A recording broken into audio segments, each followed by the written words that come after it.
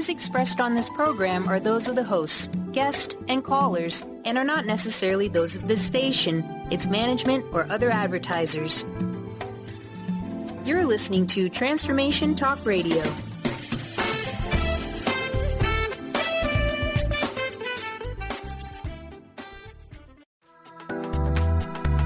This show's audio was via a Skype call.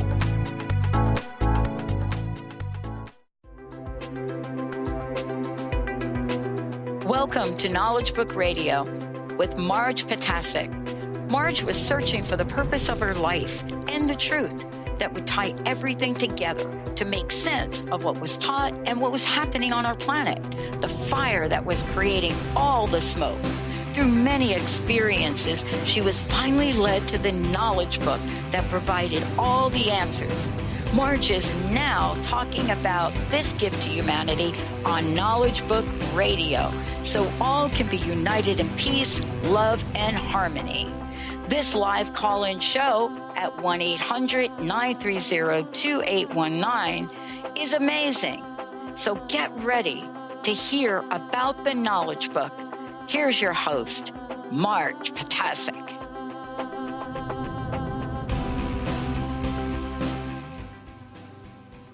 Hello, everyone. I'm Marge Potasic, and you are listening to the Knowledge Book Radio with Marge Potasic on Transformation Talk Radio.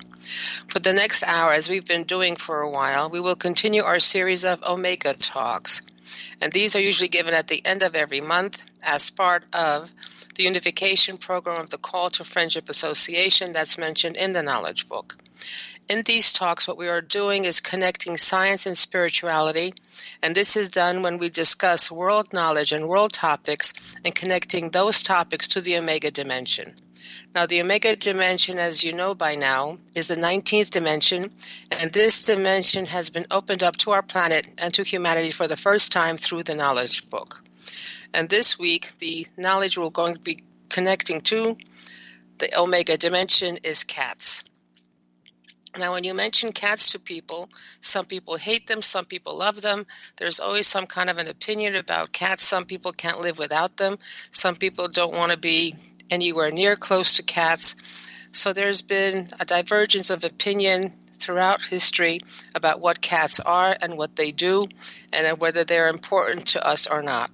So today we're going to be going through something about cats, where they started, how they came to be, how they first appeared on our planet, what they look like as far as history is concerned. We'll touch on that a little bit. And as anyone has seen a cat in their backyard or even playing indoors, if there's an indoor cat, they will see certain characteristics like hunting and pouncing that seem very similar to what we see in the big cats in the wild. So it kind of makes you wonder how close or how far apart are our domestic cats to the wild cat population in the planet. Then, of course, some people own cats and have cats, sometimes more than one. I was just looking at a video on YouTube of a Korean family, a Korean woman who has 7 cats. And she plays with them. She does all kinds of stuff on them and with them. So what are the benefits, if any, of people who actually own cats? And of course, we'll finish up with what roles do cats play in evolution, both the evolution of everyone on the planet and specifically in human evolution. Do they have anything to do to help or to harm or to have no effect at all? So we'll start with the evolution as to how the cats came to be. Well, about 66 million years ago, a 6-mile-wide chunk of rock struck the area now known as the Yucatan Peninsula. Now, once that rock, 6-mile rock, struck, it took hours before the fragments of rock and other debris that were thrown into the atmosphere started to come back down towards the planet's surface. And the friction of all this rock and all this debris coming in and heating up the atmosphere, it heated up the atmosphere in the entire planet, so there are wildfires all over the planet. And after this, in the years following this impact, there was a thick cloud of dust and debris that blocked out the sun. And because of this, temperatures fell and vegetation withered. And as we know, the dinosaurs, which had dominated the ecosystems on land for over 130 million years, they all perished. The only remnants of dinosaurs that are still remaining on this planet are birds. But not only the dinosaurs were gone, those species of smaller animals that survived also were severely cut back, so that only 75% of known species basically disappeared overnight. So we only had 25% of species that were small that survived. But as devastating as the environmental catastrophe was, without it there wouldn't have been any cats or humans for that matter. As the knowledge book says, one day you will come to the end and meet the beginning, and even what we view as the most horrific catastrophe produces positive results. The dinosaurs had to die so that cats and humans could live. So what does the first cat look like? Well, it's not really known, but there are theories, and based on whatever record of cats was left, as far as fossils are concerned, it looked kind of like a mongoose or a ferret. And as Charles Darwin once wrote, evolution is like a stone book for which we only have a few words or sentences in an incomplete array of chapters. So we have to pick and choose and try to figure out from whatever is left over, as far as a fossil record is concerned, to see what those animals look like. So this makes it very difficult to actually pin down the precise ancestors the further back in time we go. So what the paleontologists do is look for animals that have what they call transitional features. These are characteristics and traits that bridge gaps between groups. And this way they could trace back the evolution from the present back into the past. For the cat, this search has led the fossil experts to a little mammal called Proelius, or first cat, and the naturalist Henri Filot was the one that named this extinct beast back in 1879 from fossils that were found in France. Now the second cat, or the second version of cat, which is closer to what we know as a cat, is called the Pseudoailurus. And this was a more modern-looking cat that evolved about 20 million years ago. Now these cats, although they look similar in features as far as the face is concerned, the arrangement of the body, they still had longer spine than current cats do, and they had a lot more teeth than current cats do. But eventually, through evolution, these cats lost the teeth because it was the side teeth that actually evolved to allow them to shear prey. And this was a fairly large cat, so much bigger than our biggest cat. So our biggest cat, that's a domestic cat, is about 20 to 25 pounds, which is, I think, the Maine Coon. So these cats were basically sized like the lynx, 20 to 60 pounds. And these are felines, and they spread across the planet for the next 20 million years, and they went from Europe to Asia and North America. So they spread everywhere. Now, at a certain point in time, again, 20 million years, there was a diversification in the cats. They split into two different groups, and they produced different forms. The felids, these are F-E-L-I-D, are the relatives and predecessors of today's cats with conical teeth like leopards and cougars. And the long-toothed variety were the saber cats. But in the history of cats, the saber cats were a group to themselves and included some of the most fearsome predators of all time, except right now there are no saber cats that exist on this planet. They have all become extinct, and it is the relatives of the felids, or the progeny of the felids, that evolved into the current cats of today. Now, all the cats that we know today, from the biggest Siberian tiger, which is 11 feet long and up to 700 pounds, to the tiny margay, which is 3 feet long and only weighing 10 pounds, these are called felids, F-E-L-I-D-S. And they represent about 40 distinct species spread across Americas, Europe, Africa, and Asia. And of all the wild cats, it's the big cats that get the lion's share of our attention. However, despite the fact that they share a large body size, not all big cats are basically close relatives to each other. There are two big subdivisions of living cats. One group includes tigers, lions, jaguars, leopards, and snow leopards, as well as the smaller clouded leopards. And the second group, the feline, F-E-L-I-N-E, includes cheetahs and cougars in addition to the comparatively diminutive fishing cats, sand cats, jaguarindis, and their relatives. So our domestic cats are actually the felines. Now, there was a new cat discovered, they think, back in 2008 in the Mediterranean island of Corsica. And over the past 10 years, the scientists have been on the trail of actually finding these cats, trapping these cats, and releasing them back to the wild and trying to figure out whether this is a new variety or not, or a new species or not. And this is being done by France's National Hunting and Wildlife Office. However, it's called a cat fox because of the way it's colored and the way it is marked. It is what is known as a densely furred, russet-colored wild cat with black striped paws and a black ringed tail. What they've done through DNA tests is they found that this cat fox was most closely related to the African forest cat than to the European wild cat. But the jury is still out, and its exact identity still remains to be determined. Okay? So this is basically the development of the cat structure, what it looks like physically on our planet throughout time. Now we're going to go a little bit into a little bit of history of the cat as they appear over time. So the cats in Egypt, they think, or scientists think, researchers think, that the first associations of cats with humans may have begun towards the end of the Stone Age. However, it took many centuries for the cat to become established as a domestic animal, meaning as being part of the family or part of a family group. Now, about 5,000 years ago, cats were accepted members of the households of Egypt. Many of the breeds we now know have evolved from those ancient cats.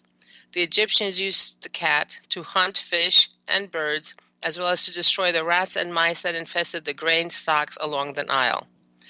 The cat was considered to be so valuable in Egypt that they promulgated laws to protect it, and eventually a cult of cat worship developed that lasted for more than 2,000 years. And of course, the cat goddess Bastet became one of the most sacred of all figures of worship, and she was represented with the head of a cat. Soon all cats became sacred to the Egyptians, and all were very well cared for. Now, goddess Bastet herself is the Egyptian goddess of the home, of domesticity, of women's secrets, of cats, fertility, and childbirth. She was the one that protected the home from evil spirits and disease, and especially those diseases that were associated with women and children. As with many Egyptian deities, she also played a role in the afterlife as a guide and helper to the dead, although this was not one of her primary duties. She was actually the daughter of the sun god Ra, and is associated with the concept of the Eye of Ra, which is the all-seeing eye, and what is known as the distant goddess. And this is a female deity who leaves Ra and returns to bring transformation. Okay. Now, continue the cats in Egypt. After a cat's death, if a cat was a part of a family and it died, the family went into deep mourning and shaved their eyebrows. The body of the cat itself was actually mummified and was buried along in a special cemetery or in a tomb of the wealthy owners. And sometimes we have found mummified cats' bodies in pyramids. One cemetery that was found in the 1800s contained the preserved bodies of more than 300,000 cats. Cats were so valued and respected that killing a cat was punishable by death. So right now we only give the death punishment for really big capital offenses. However, if you killed a cat, which may not seem to be a big deal in our times, this was a big deal in ancient Egypt because they considered the cat to be so valuable. The Egyptians also were protecting, the cats by having them not be exported or taken from Egypt to other countries. But because the cats are also valued in other parts of the world for their rat-catching prowess, they were taken by the Greeks and Romans to most parts of Europe. Domestic cats were also found in India, in China, and Japan, where they were prized as pets as well as rodent catchers.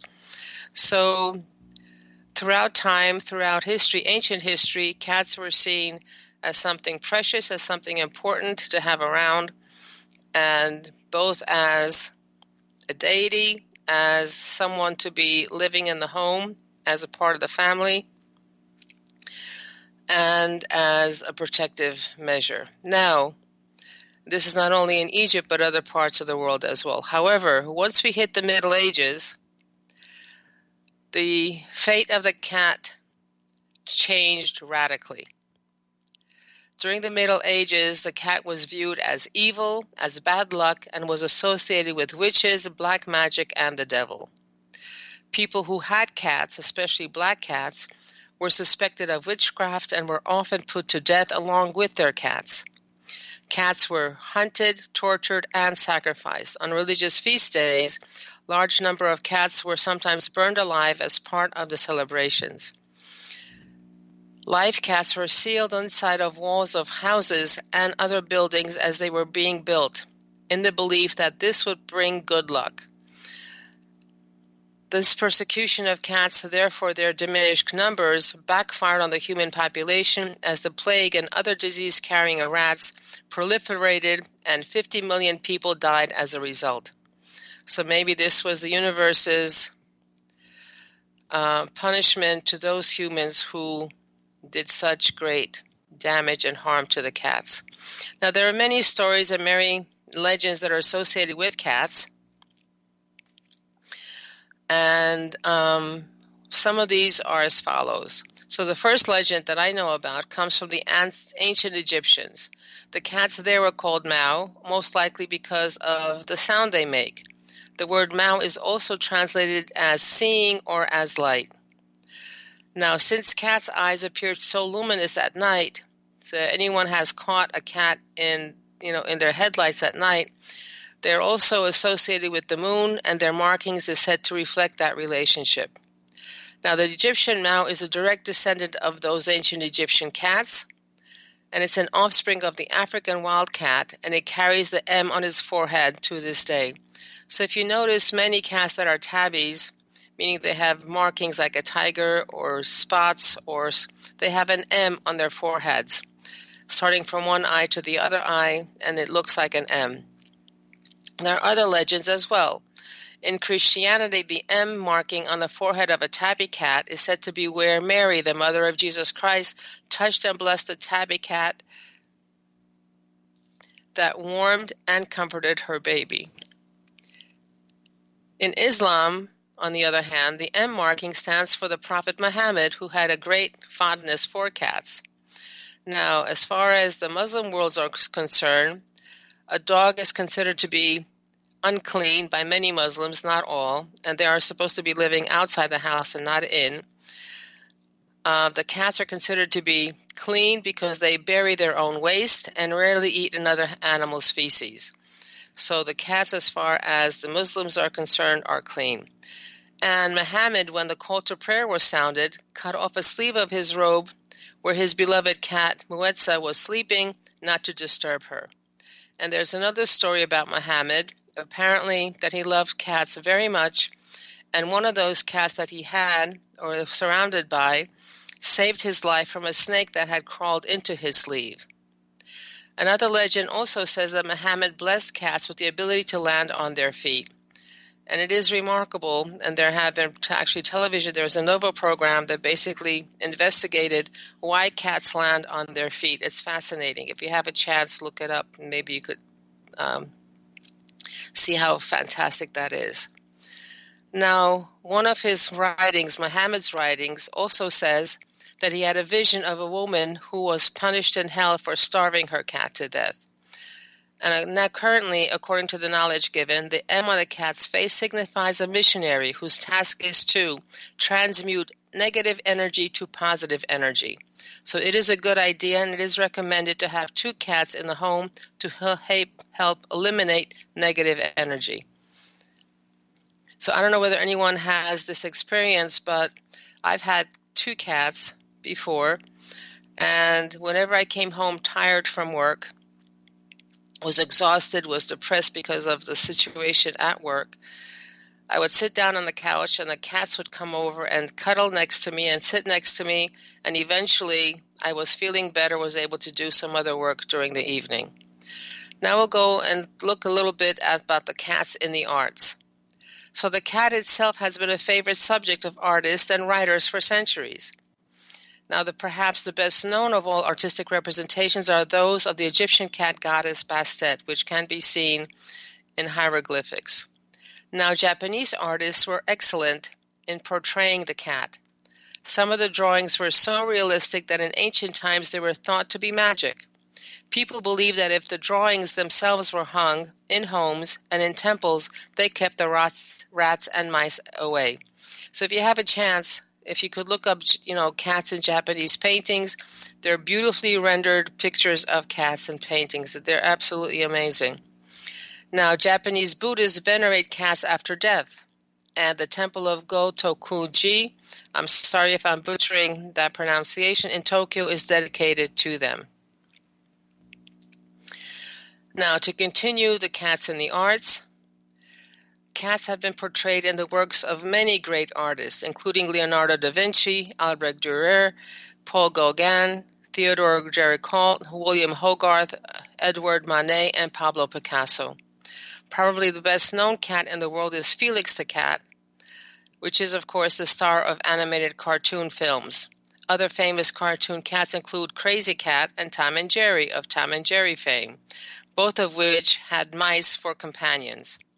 And currently we have Maru, Grumpy Cat, Colonel Meow, Nyan Cat, and Keyboard Cat of internet YouTube fame with billions of views. Today I was looking at something called, Dream Heroes. I have to look it up again. But anyway, this is the cat. This is 7 cats living together, and it's an amazing. They have millions of views. One of those videos had 2.8 million views. Another one had 2.7 million views.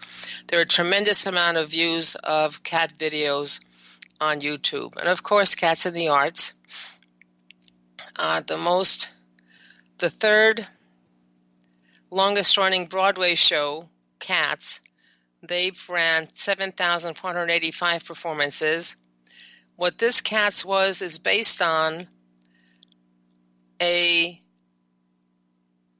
book written by T.S. Eliot, a world-famous poet, and the book was called The Old Possum's Book of Practical Cats.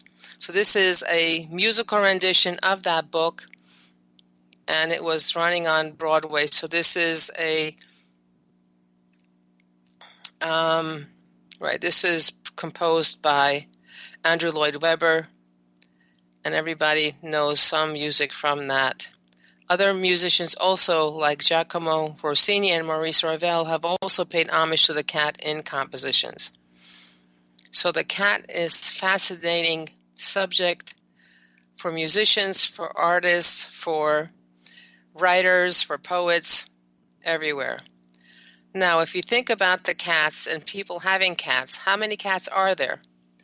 Well, as of 2017, there were over 94.2 million cats living in homes in the United States, 7.5 million house cats in England, 13.7 million house cats in Germany, and 13.5 million house cats live in France. And there are many other countries with cats, however, their numbers are smaller. So how many cats are there in the world? Well, some people estimate the number to be either anywhere from 220 million to 600 million plus cats. Now, of course, producing an exact number of cats is nearly impossible because counting feral cats, those free-roaming cats that can be found in almost any neighborhood or behind the grocery store or near restaurant garbage bins, which one organization estimated at about 158,207,000, is a lot like trying to herd cats. And of course, cats are famous for being independent creatures that do not want to be counted, that do not want to be herded, that do not want to be directed. Unless, of course, you have a cat who's more like a dog, and they come when you call them, which is I have two like now. And I call them into my room, and they actually do come in. So cats are independent. However, they are more one of them is more stand aloof. He will be near you, but not on you. However, the other cat is much more touchy-feely and is much more in my lap. So I have both combination here. Now, of course, the question arises, who domesticated Ku? If the cat is so independent and so wants to be on its own and is a solitary creature, did we actually domesticate them, or did they infiltrate into our lives? And actually, people who live with cats like to joke about how these small fuzzy creatures are still wild, basically training us rather than the other way around. So we become their servants as opposed to them being our servants. And what they've done is they ran genetic tests and a genetic study of ancient cat DNA, and that shows that we are basically right, that cats were not domesticated in the same way that dogs and cows and pigs and goats were. They lived among us, but it wasn't until very recently that we began to change them. So the cats are initially solitary, independent creatures, and it's only now with the association with the humans that the cat itself has started to change. And unlike dogs, whose bodies and temperaments have transformed radically during the roughly 330,000 years we lived with them, domestic cats are almost identical to their wild counterparts, physically and genetically.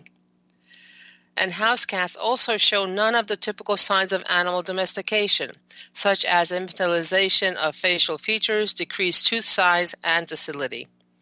Wild cats are neither social nor hierarchical, which also makes them hard to integrate into human communities.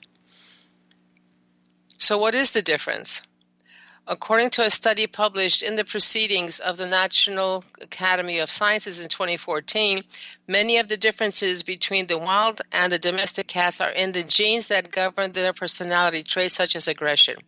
So those cats that are in the wild have genes that govern, and they are more aggressive. They're more prone to fight. They're more prone to attack. So wild cats are much more aggressive by nature, whereas house cats are more likely to form memories and learn through reward-based stimuli, as well as tolerate and even enjoy human interaction and contact and living with the family dog. So, of course, there's always this idea that cats and dogs are enemies, and dogs are actually attacking the cat, but it turns out that in terms of domesticated cats and the cats that we have living with us, they live with dogs and associate well with dogs. So what is the difference between the wild cat and the domestic cat? Well, number one, there's the brain size. Although they're nearly identical in structure, wild cats have slightly larger brains for their size than domestic cats. They also have a different pupil shape. Unlike the vertical slit pupils of our domesticated felines, large cats have round pupils. According to a study based in the Journal of Science Advances, this difference is related to lifestyle. So, wild cats have rounded pupils, domestic cats have slit pupils. And of course we have the purr. The purr of domesticated cats purr, but they don't roar. But lions roar but don't purr because they have different anatomical differences in throat autonomy between the two. So these are the differences: brain size, pupil shape, and the production of the purr. And what do they share? They've done genome sequencing, and that shows that the tigers and house cats share around 95% of the same DNA. Tigers are closely related to other big cats, so it goes without saying that there are plenty of ways in which the house cat is like its wild cousins. Some of the shared attributes include, number 1, sleep. Both the wild cat and domestic cats spend between 16 to 20 hours a day sleeping. So if anybody has seen a cat, it's mostly somewhere either on a chair, in the dining room underneath the dining room table, on a sofa curled up, or in the sun, basking in the sun, in the windowsill, or outside, or under a couch, or under a bed, or on top of a bed sleeping. They spend 16 to 20 hours a day sleeping. Now, wild and domesticated cats have also a great sense of smell,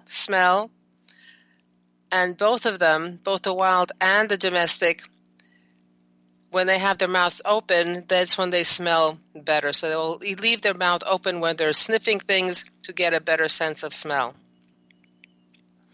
Now, as far as food is concerned, both wild and domestic cats are primarily on a meat diet because they have enzymes that can digest meats, but they cannot digest plant material. Now, one interesting fact is let's say a big cat captures a gazelle or captures an animal and kills an animal that basically is a grazer, meaning has eaten lots of vegetation. What they do is actually eat the intestines first. So they have a prepackaged form of vegetables that are pre-digested and already ready for them to ingest and process in their food in their stomachs because it's already been pre-digested. It's like us eating yogurt, where the milk protein has already been partially broken down and digested by the bacteria, allowing us to more easily assimilate those proteins. So any kind of vegetation, nutrition that is prepared for the lion or whatever the big cat has done the hunting, that's being done, and that's why they eat the intestines first, and then they save the outer coating, meaning the muscles and the bones, maybe up in a tree, maybe somewhere to hide it, and that eats that over a span of days. Now, what I found interesting is this. My one cat, I think he's a Siberian mix. Anyway, I found it's very interesting that when he eats a little bit, next thing you know, he looks like he's moving his paw along the floor like he's burying his food. Same thing happens to the water, and he's spilled many a container of water that I have for them to drink because he's hiding it. And to me, it seems like, oh my goodness, this is just what it looks like for the cat in the wild that is burying its prey, that is burying its food for later use. So when they're saying that the cats and the are identical between domestic and wild, I see it, right in front of my eyes. And of course, what cat wouldn't be a cat unless they were grooming. So self-grooming is done both by domestic and by wild cats. Whether you're a lion or a tiger or a cheetah, you'll be grooming. And they spend of the awake time, which is 8 to 4 hours, 30% to 50% of that time they spend grooming. So cats are very clean animals. They basically clean themselves off, and they like clean surroundings. Some other shared characteristics are, of course, stalking. And all cats, whether they're big cats or small cats, will stalk their prey and generally confine their hunting to dusk, nighttime, and dawn. So if you're trying to get a good night's sleep, that may not be actually very possible because the cats like to what we call play at that time and what they call hunting at that time. So they'll be hunting for stuff on your desk, or they're hunting for stuff on your dresser. Next thing you know, whatever's on the dresser is on the floor, and your neighbor downstairs, if you're living in an apartment, is not very happy with you. Or in my case, I had some cats that basically a shelf came down. But anyway, this is their time for hunting, both the little cats, domestic cats, and for the wild cats. And if you've seen pictures or films of animals of cats hunting in the wild, and if you look at your cat that's stalking the other cat waiting to attack, it's exactly the same posture, the same exact intent look on their faces, totally focused, ready to jump and pounce. And of course, big cats and little cats all like to play. Whether you're a little cat or domestic cat and want to play, jump around and chase a pointer, or unraveling a roll of toilet paper or string, and even playing in boxes. Now, one of the videos of Maru the cat shows him being inside of boxes, tiny boxes, big boxes, all kinds of boxes. He loves boxes. They also ran this experiment. I saw something on YouTube that they were running experiments with big cats. So they provided big cats with rolls of toilet paper, rolls of paper towels, and they did exactly what these little cats do, what the domestic cats do. They were playing with the toilet paper, they're playing with strings, and I was shocked to see that lions and tigers jumped into boxes. Of course, there were bigger boxes, but they jumped into boxes as well. Now, if you want to keep a cat happy for a while, just provide them a box or provide them a bag, and they'll be in there playing for hours. Of course, that's when they're not sleeping. Okay. Now, there's an interesting thing about catnip. Now, there are certain genetics of certain family lines of cats, both wild and domesticated, that they react strongly to and enjoy catnip. So some cats can get drunk on catnip and some cats no, depending on, their genetics, their current genetics. But that is the same both wild and for domestic cats. Territory marking. All types of cats use similar methods to mark their respective territories, including spraying, face rubbing to distribute their scent via the glands on their faces, to scratching. Well, if you're a tiger or a lion, you'll scratch a tree trunk. However, if you're a cat, they'll be scratching either your leg or the sofa.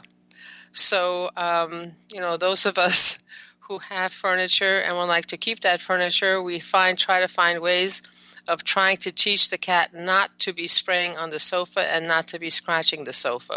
So we provide them with scratching pads, we provide them with surfaces that they can scratch, therefore they leave your better furniture alone. Maybe. But anyway, so these are all similarities. Again, there's some more shared characteristics. Now, the voice or the sound that they produce. Now,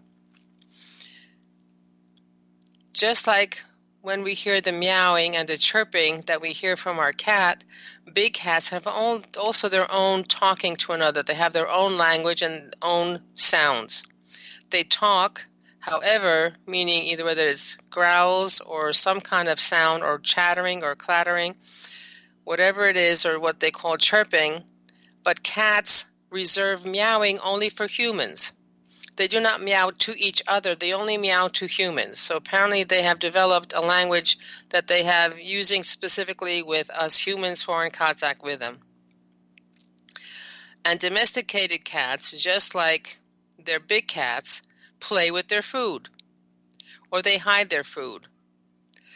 Wild cats will often hide their kill by moving it somewhere else or burying it in order to save it for a later meal. So this is what I was talking about earlier, where, my cat is, even though there's no dirt on the ground, he simulates the movement of trying to bury his food. Same thing with the big cats. And of course, there's this kneading. No one knows why certain cats knead. However, some believe that it's a carryover from nursing and a show of contentment. Wild felines also engage in this enduring behavior, meaning the kneading. Now, as far as the kneading is concerned, the cats have a way of healing you. I know for a fact, and this happened to me, I was working late hours, and I was always tired and exhausted by the time the day was finished. And there was a cat that basically at the end of the day would jump on my back, and he would knead my neck and back area. And by the time he was finished, I felt completely better. My energy shifted, and I was able to rest as opposed to laying in bed constantly thinking. So he relaxed me. And cats, of course, There have been stories also of cats actually healing people, of saving people or keeping people alive up until an ambulance arrived because they were having a heart attack. There are other cases as well, but we'll cover that a little bit later. But right now we were talking about whether the cat was domesticated or not. Well, apparently they are not domesticated yet. We're only at the beginning of cat domestication. So today's wild cats and house cats are still virtually the same. But in 8,000 years, we might have as many breeds of domestic cats as we have dogs. So if we throw our imagination to the wind, we could imagine a golden retriever-sized cat with the same sunny disposition. And tomorrow's cat lovers might be living with the baby-faced tigers or ultra-fluffy purse cats who look like kittens forever. So you see these kinds of dogs, whether a purse dog or the golden retriever, being kind and gentle and always, with a sunny disposition, never angry, never impatient. So maybe we'll have cats that are not aloof and solitary creatures, but maybe more sociable. But that we'll see whether that'll happen or not. Or, which is probably the case, cats will continue to defy domestication. They could carve out a place as one of the only animals to befriend humans without ever falling completely under our control. So basically what's happening is that our association with cats is not one of domination, either humans of the cats or cats of the humans. It is a cooperative kind of association and mutual help. So in reviewing the long cat human association, it appears,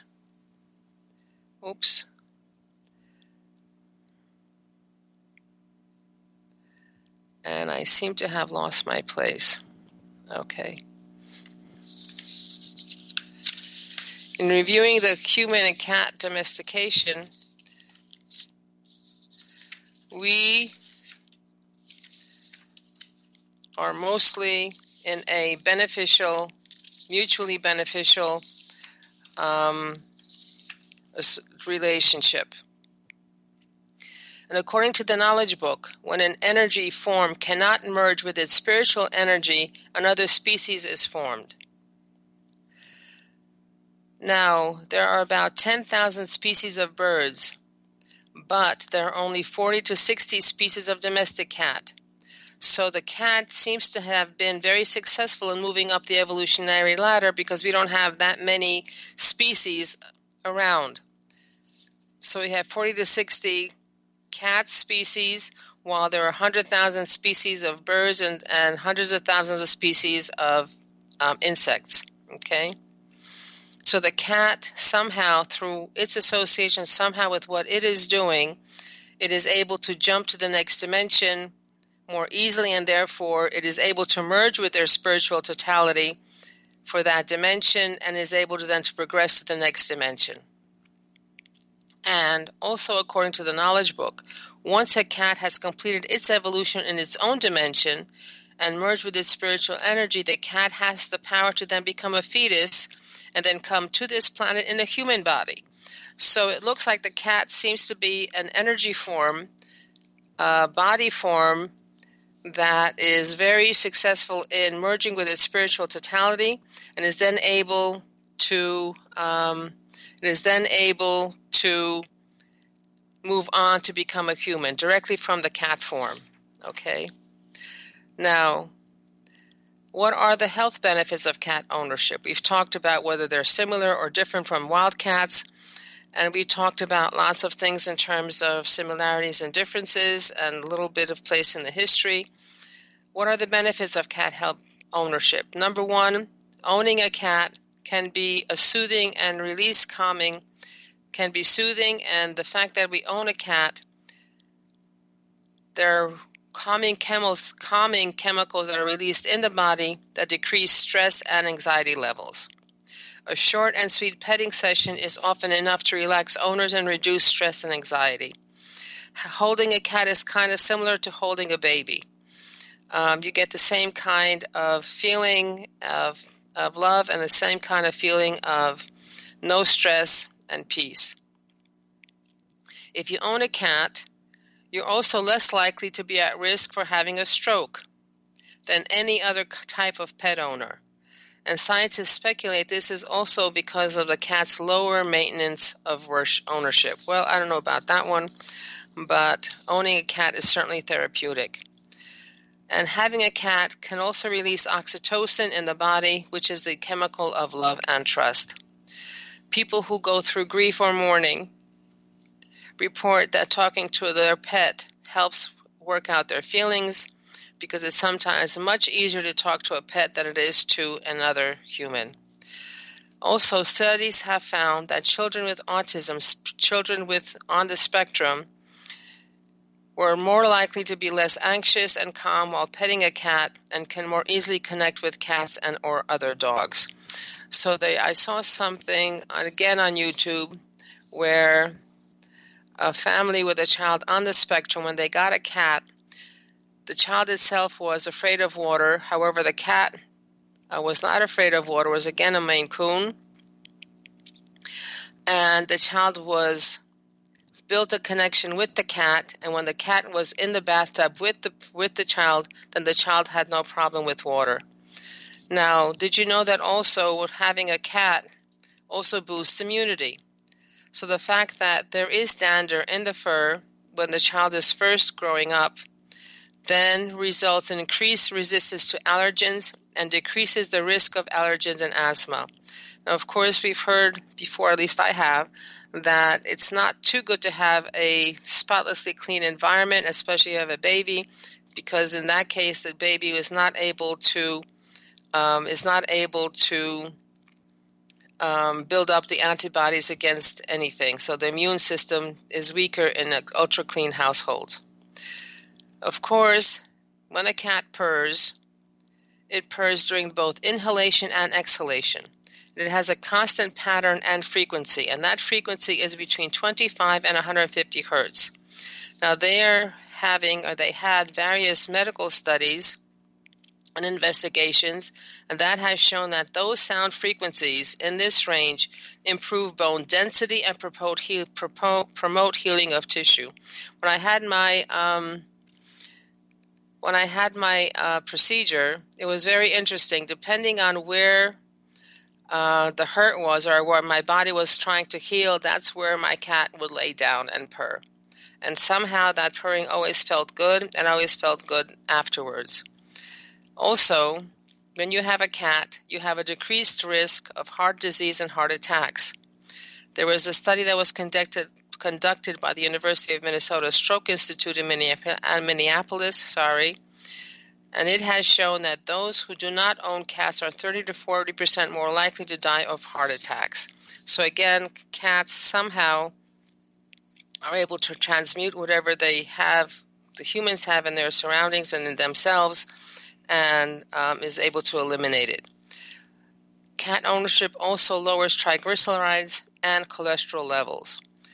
Now, of course, high triglyceride and cholesterol levels contribute to heart disease and are symptomatic of type 2 diabetes, as well as strokes, liver, and kidney disease. So as long as the cat lowers these levels, then we are much less likely to develop those diseases. Cats also increase sociability, meaning the cat owner provides a natural conversation starter and can enhance the owner's ability to socialize. One study revealed that women were more attracted to men who owned cats because the cat ownership often suggests sensitivity and intelligence. So guys, you want to get that woman, then get yourself a cat. And of course, cats provide companionship. It reduces loneliness. And even though cats are known for their independence, however, there is a bond that is developed between a cat and its owner. And a Swiss study conducted in 2003 showed that owning a cat is actually like having a romantic partner. So you always have someone there. Now, we've gone through many stories, but this is something I think we need to consider as well. There are such things known as hero cats, and these are special cats. There was a soldier in Afghanistan who adopted a small kitten that came into the camp. And the soldier started to develop depression when his patrol was attacked by a suicide bomber. The soldier decided to commit suicide, and at this point, the cat started making a deep purring noise that he hadn't heard before, and that brought him back from the edge, and he saved the soldier's life. Now, there is another story, and this deals with a 4-year-old boy. He was playing outside when he was attacked by a neighbor's dog. Now, the family's cat attacked the dog and chased him away.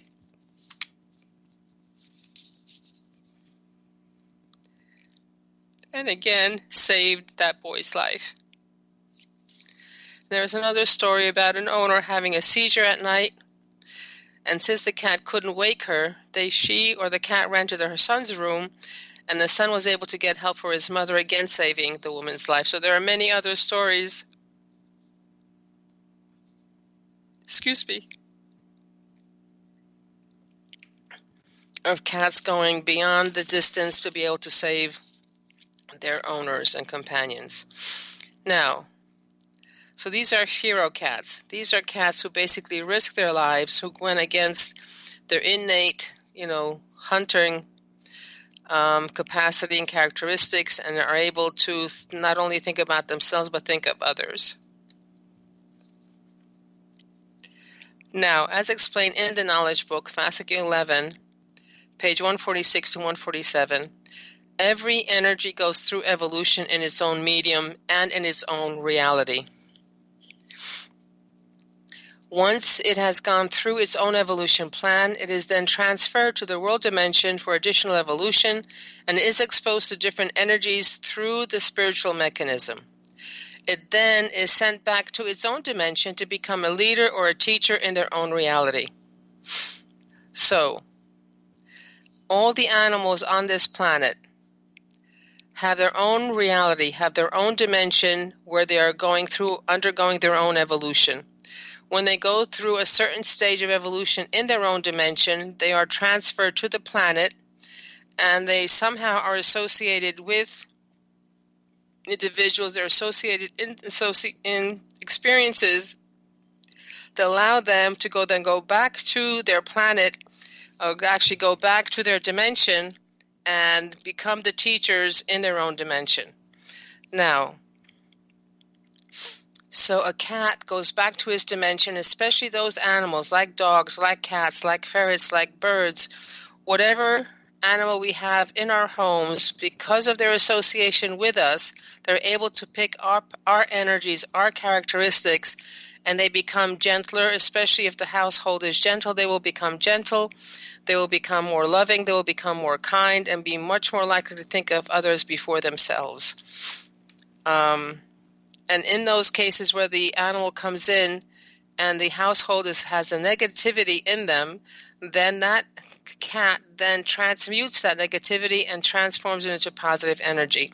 So if you know of anyone who basically had only a single cat in the household, you'll find that those individuals that were dealing with negativity or had negativity in them, their cats died early.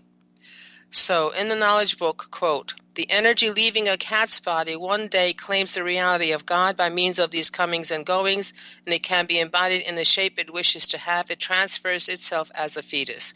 This again is Fascicule 11, page 147. Okay. Now, so the cat in contact with the human then becomes a genuine human. And energy starts out, whatever energy it is, whether it's a mouse or a bird or a human, starts out driven by instinct. And it is intent on its own survival. It gradually goes through different realities and dimensions and eventually arrives at the form of a cat, where it is, quote, on the path of becoming a human in a matured human reality. Fascicule 11, page 147. Both cats and humans, once they attain the thought of helping others, like the hero cats, means that the ring of ego has been broken